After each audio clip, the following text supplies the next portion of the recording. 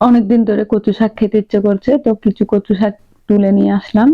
কচু শাকের শুধু পাতাগুলোই নিয়েছি, বোটাগুলো নিয়ে নেই। এখানে আমি কয়েকটা রসুন কুচি, পেঁয়াজ কুচি আর কাঁচামরিচ দিয়ে হালকা পানিটা দিয়ে দিয়েছি। দিয়ে কিছুক্ষণ পর্যন্ত জাল করলাম। আর এই যে কমে একদম অল্প হয়ে গেল। তারপর আমি এটা লবণ দিয়ে দিয়েছি আর কিছুক্ষণ পর্যন্ত আমি নাড়াচাড়া করব। তো এই কচু শাকটা এভাবে করে কিন্তু ভর্তাও করা যায়। আমি এখান থেকে কিছু উঠিয়ে রেখেছিলাম ভর্তা খাওয়ার জন্য। তো যাই হোক, আমি এভাবে করে কিছুক্ষণ পর্যন্ত নাড়াচাড়া করলাম। বেশ কিছুক্ষণ নাড়াচাড়া করে এটা একদম মিহি করে ফেলতে হবে। তারপর এখানে আমি টমেটো একটা কেটে দিয়ে দিয়েছি।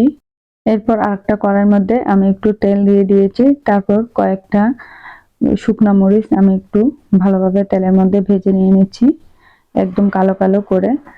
তারপর এখানের মধ্যে এটা আমি বাগারে দিয়ে দেব। ওই পাশে কিন্তু আমি অনেকক্ষণ চুলার মধ্যে এই কচু শাকটা আমি ভালোভাবে নাড়াচাড়া করে একদম মিহি করে ফেলেছি।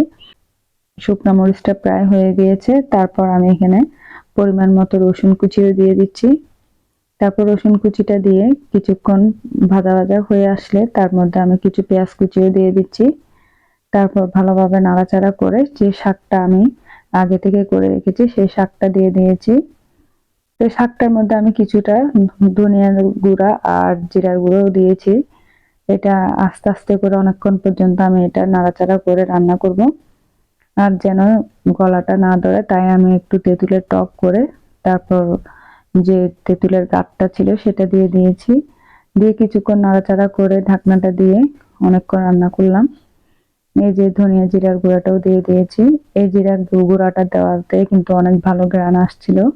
তো এখানে পাঁচফোড়নের গুঁড়িও ছিল একসাথে, একদম মিক্স করে আমি বেটে নিয়েছিলাম। তারপরে এই যে তেঁতুলের রসটা দিয়ে কিছুক্ষণ পর্যন্ত নাড়াচাড়া করব। এটা খেতে কিন্তু একদম আচারের মতো হয়, খেতেও ভালো লাগে। এই যে প্রায় হয়ে আসছে। তারপর আমি কিছু ধনিয়া পাতাও দিয়ে দিব। আর এখন আমি কয়েকটা শুকনা মরিচ আমি হাত দিয়ে ভেঙে দিয়ে দিচ্ছি। মরিচটা আমি একটু আগে যেটা ভেজে রেখেছিলাম এই মরিচটাই।